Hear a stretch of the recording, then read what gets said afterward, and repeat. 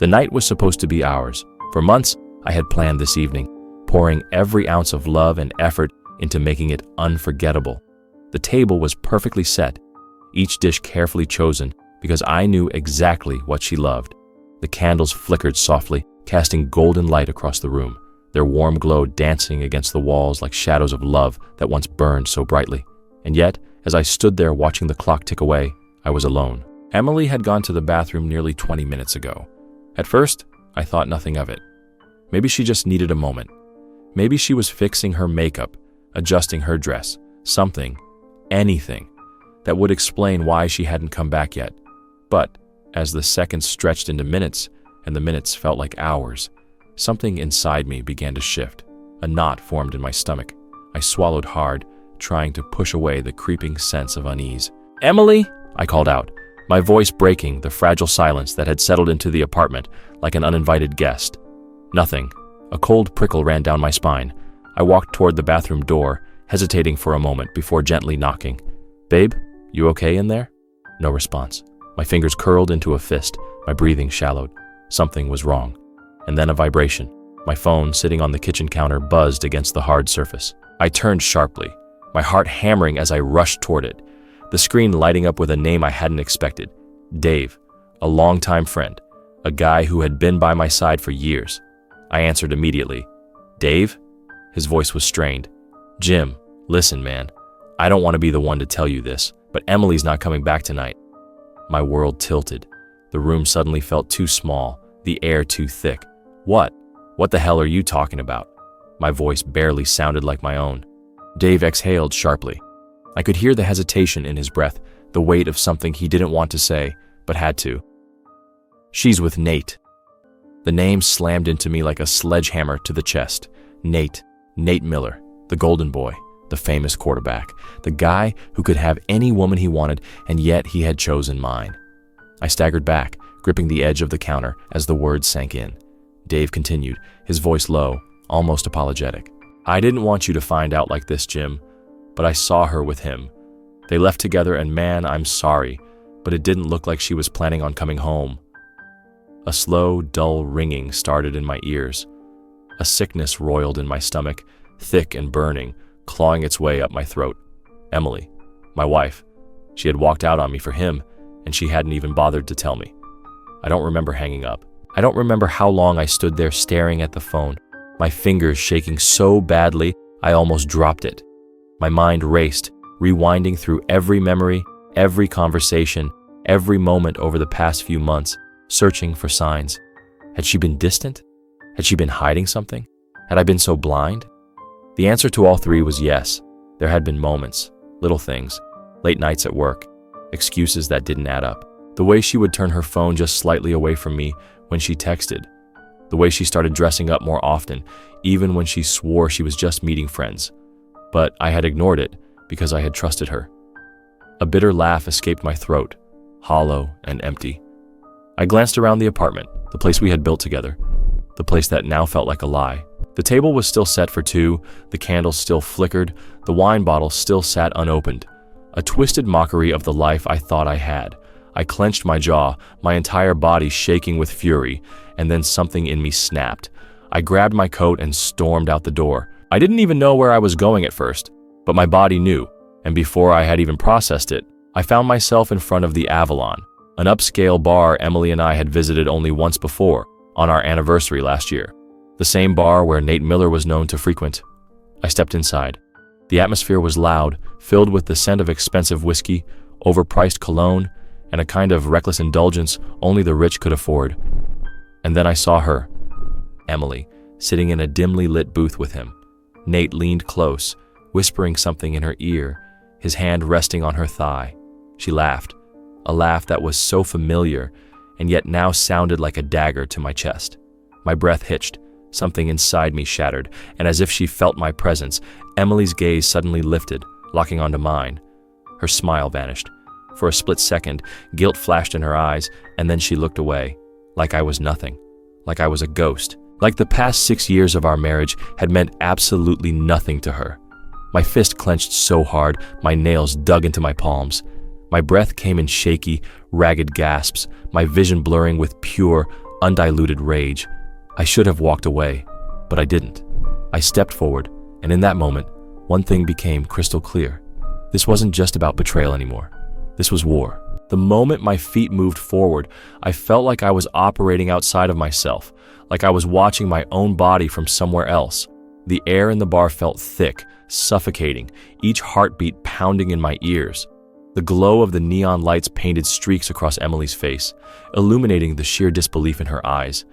And then she looked away, like I didn't matter, like I didn't exist. Something inside me snapped. I reached their booth before I could think, before logic, before reason could stop me. "Nate," I said, my voice deathly calm, laced with a venom I didn't even know I had in me. Nate turned slowly, that arrogant smirk already pulling at the corner of his lips. He looked up at me like I was beneath him, like I was some insignificant obstacle in his world of fame and fortune. He didn't even flinch. "Hey, buddy," he drawled, leaning back, completely unfazed. "Didn't expect to see you here." The casualness in his voice made my skin crawl. Emily sat frozen. Her hands were clutched in her lap, her lips parted slightly, but she said nothing. Nothing. I had devoted years to this woman, and now she sat next to another man while I stood there, burning alive in my own pain. "What the hell are you doing, Emily?" My voice was low, but filled with something dangerous. Emily finally moved. She swallowed hard, her fingers twitching against the fabric of her dress. "Jim, I was going to what?" I cut her off. My chest felt too tight, my breath coming in jagged bursts. "Going to tell me that our marriage meant nothing, that you've been screwing him behind my back for how long exactly?" Emily flinched at my words, but Nate laughed like this was some kind of joke. "You're embarrassing yourself, man," Nate said smoothly, running a hand through his perfectly styled hair. "Why don't you take a deep breath?" I lunged. My fist collided with his jaw so hard that the impact sent him sprawling back into the booth. The entire bar went silent. For a second, there was only the sound of Nate's chair scraping against the floor, the sharp inhale of people watching the scene unfold. Then Emily's voice cut through the tension like a blade. "Jim, stop!" She grabbed my arm, her manicured nails digging into my skin, but I yanked free. Nate groaned, his hand flying to his jaw, eyes blazing with fury. He pushed himself up, and for a moment, I thought he was going to swing back. But no, he just smirked, that cocky, infuriating smirk. "You've got a hell of a temper," he muttered, rubbing his jaw. "No wonder she left you." I saw red. I wanted to break every single one of his perfect white teeth, but before I could move, bouncers swarmed the area, shoving between us. "That's enough," one of them barked, gripping my arm with enough force to make my muscles strain. "Get him the hell out of here," Nate muttered, straightening his shirt. I didn't resist. I let them drag me out because the fight wasn't happening here. No, this was just the beginning. As I was shoved out onto the street, the night air hitting me like a slap, I came to one undeniable realization. This wasn't just about betrayal anymore. I was going to destroy them both. The cold wind sliced against my skin, but I barely felt it. I stood outside the bar, my hands shaking not from the fight, but from everything that had been stolen from me. Emily, my wife. She had sat there next to Nate, silent, unmoving. She hadn't fought for me, hadn't denied it, hadn't even acted like she regretted it. The realization ripped through me. How long had this been going on? How many nights had she left my bed to be with him? Had she laughed at me behind my back? Had she whispered his name while I was in the next room, clueless and trusting? I sucked in a sharp breath. My mind screamed at me to go back in there, to drag her out, to make her answer for what she had done. But that wasn't enough. Not anymore. I wanted her to feel the way I felt. I wanted to watch her lose everything. I wanted to bury them both, and I would. Emily came home the next morning. She walked in like a ghost, her face pale, her eyes red-rimmed, as if she had been the one who had been wronged. I sat on the couch waiting. She stopped in the doorway, staring at me for a long, heavy moment before whispering my name. I didn't respond. She hesitated, then finally she spoke. "Jim, I can explain." I let out a slow breath, forcing myself to keep my expression blank. "Oh," I said, voice flat. "Go ahead, Emily. Explain." She bit her lip, shifted on her feet. She looked nervous, but not because she regretted it. No, because she had been caught. "It wasn't supposed to happen like this," she whispered. I didn't mean to hurt you." I laughed, actually laughed. "Didn't mean to hurt me?" I echoed, my voice sharp. Tell me, Emily, at what point did you think screwing another man wouldn't hurt me? Was it the first time, the second, or was it last night when you let me sit at home like a fool, thinking we still had a marriage? She winced, but I didn't stop. I leaned forward, voice dropping to something low and lethal. How long? I demanded. Her lips parted, but she hesitated. Don't you dare lie to me again, I said, my voice dangerously quiet. She swallowed. 4 months, she whispered. 4 months. I felt like I had been punched in the gut. 4 months of deception. 4 months of her lying to my face. 4 months of waking up next to her, kissing her, telling her I loved her while she was sneaking off to be with him. My hands curled into fists. Emily reached for me, desperation in her voice. Jim, I stood up sharply, stepping back before she could touch me. Her face crumpled. Please, she whispered. Please, I still love you. My laugh was cold, hollow, dead. You don't love me, I said. You just don't want to lose the life you had with me. Tears spilled down her cheeks, but I didn't care. Not anymore. She thought I was broken. She thought she had won. She had no idea what was coming, because I wasn't just walking away from her. I was going to make sure she regretted this for the rest of her miserable life. Emily thought she could fix this. She thought she could batter her tear-filled eyes at me, whisper empty apologies, and somehow I'd break. I'd crumble.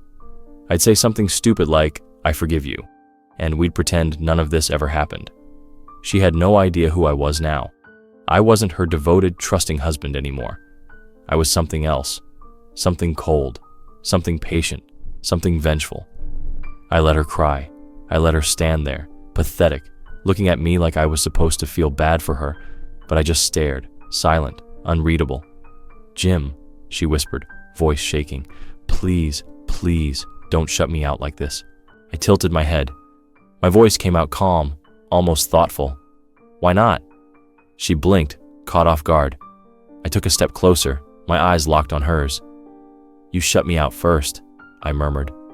You shut me out when you let another man touch you, when you let him kiss you, when you snuck around lying to my face night after night. She flinched. Good. I kept going. You shut me out, I repeated, voice sharper now. And the worst part? You didn't even have the decency to tell me before I had to find out from someone else. Tears spilled down her cheeks. She reached for me again, but I stepped back, and the rejection hit her like a slap. I was going to tell you, she insisted. I laughed, actually laughed. Really? I said, voice dripping with cold amusement. You were going to tell me when, Emily? Before or after you let Nate take you home again? She bit her lip so hard I thought she might draw blood. You don't understand, she choked out. I leaned forward. Oh, I understand, I said, my voice low and lethal. I understand that you destroyed everything we built for a few nights of excitement. I understand that you wanted to feel alive, right? Her breath hitched. She knew. She knew I'd seen the message. I smiled, a cruel, hollow smile. Well, Emily, I murmured, stepping around her toward the door. I think it's time you learned what it feels like to be buried. Her brows furrowed. Well, what? I turned, letting my gaze sweep over her. Her disheveled hair, her tear-streaked face, the pathetic way she stood there like she still had a chance. You'll see, I said simply. Then I walked out the door, and my revenge began. The next morning, I called Dave. Man, he sighed the moment he picked up. I was hoping you'd call. I need information, I said, skipping the pleasantries. On Nate? Dave was silent for a second. Yes? I heard the shift in his voice, a smirk creeping in. I had a feeling you'd say that. Dave was well connected. He knew people, the right people, and I knew that if Nate had skeletons in his closet, Dave would find them. How bad do you want it? He asked. I let out a slow breath, my hands tightening into fists. I want to destroy him. It took less than a week of carefully orchestrating the perfect takedown, because it turned out Nate Miller wasn't as untouchable as he thought. First, I dug into his career. The media saw him as the golden boy, the star quarterback, the man who had everything, but behind closed doors, he was drowning, his gambling addiction massive, his debts bigger than anyone knew, and worst of all, he was about to throw a game for money. I smiled. In the news, because that was career-ending. But that was just the beginning. I needed Emily to crumble too, and I knew exactly how to do it. Emily still thought she had options. She thought she could cry her way out of this, convince me to forgive her, make excuses until I was too emotionally drained to fight back. I made sure she never saw it coming, because while she was sobbing in our old apartment, still clinging to the idea that she might fix things, I was ripping apart her world. First, I took the house. Legally, it was in my name alone. Emily had insisted on it when we first got married, saying she trusted me completely with financial decisions. A mistake, because I sold it. She had nowhere to go. Second, I exposed her affair. Not just to her family, but to her job. She worked as an event planner for a high-end firm, a job built entirely on reputation. I sent an email to every single one of her colleagues, included photos of her with Nate. The affair wasn't just a betrayal, it was a scandal. And in her industry, scandals ruined careers. She was fired within 48 hours, her reputation destroyed, her home gone, her stability shattered. Emily tried calling me, tried texting me, begging, pleading. I didn't respond. I wasn't done. I had one last move left to play. Nate had a big game coming up, one that the entire country was watching. The night before, I leaked everything: his gambling debts, his rigged game, his fake image. It spread like wildfire. By the time he showed up for the game, his sponsors had dropped him. By the time the first whistle blew, the team benched him. By the next morning, his contract was terminated, his career over. And just like that, the man who thought he could steal my wife lost everything. 2 weeks later, Emily showed up at my new apartment, tears in her eyes. She looked exhausted, hollow, destroyed. "Jim," she whispered, "I lost everything." I stared at her, silent. She stepped forward, her hands trembling. "Please, I made a mistake. I love you. I need you." I tilted my head, and then I did something she never expected. I smiled. "Emily," I murmured, voice mockingly soft, "you wanted to feel alive, right?" Her brows furrowed, confusion flickering across her face. I leaned closer. "Well," I whispered, "I hope you enjoy dying alone." Then I shut the door in her face, and I never looked back. Emily stood frozen outside my apartment door. For the first time in months, she had no control, no way to manipulate the situation, no way to talk her way out of the consequences she had so willingly created. She thought she could still fix this. That was the most pathetic part. She thought if she cried enough, begged enough, I'd take her back, let her back into my life after she had ripped me apart and thrown me away like I was nothing. But I wasn't the same man anymore. I watched her crumble. I watched her come to the slow, horrifying realization that she was truly alone. Her lips parted. "Jim, please." I shook my head, my smile cruel and detached. "You don't exist to me anymore, Emily." Her breath hitched, and for a moment, she almost looked physically sick. She knew she had lost. I turned away and closed the door, and this time she didn't knock. She didn't scream. She just stood there, shaking, her broken sobs the only sound in the empty hallway. I never opened the door again. Emily's downfall was only half of my plan. Nate, I wanted him to suffer in ways he never imagined possible. After the scandal exploded, after his contract was terminated, he thought he could recover. He thought he could fix his image, use his connections, maybe even get signed by a different team. He was wrong. I made sure of it. I sent every piece of dirt I had on him to the NFL, the media, and his former team. Drugs, gambling debts, infidelity. The world saw him for exactly who he was, a fraud. And then the real bombshell dropped. A lawsuit. His former team sued him for breach of contract, hitting him with millions in penalties.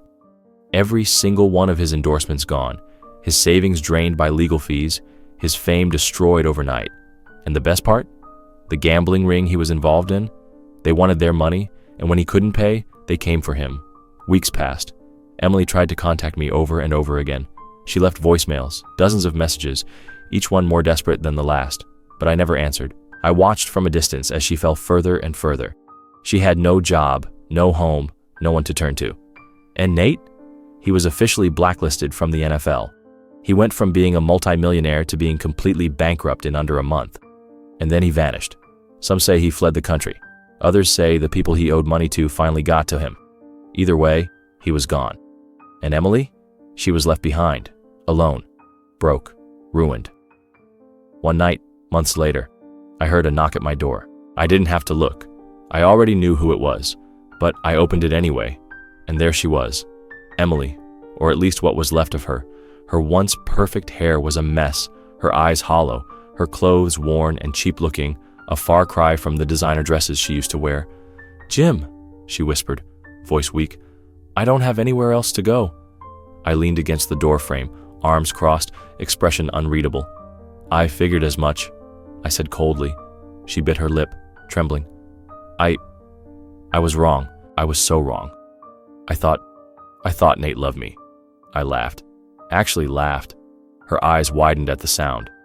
"You thought he loved you?" I shook my head, smirking. "Emily, he didn't love you. You were just another woman in a long line of women he used, and you threw away everything for him." Her breath shuddered. "Please," she whispered. "I know I don't deserve your forgiveness, but I don't have anywhere else to turn." I stared at her for a long, long moment. Then I leaned in, and I whispered, "That's not my problem." Her eyes filled with tears, and then I shut the door.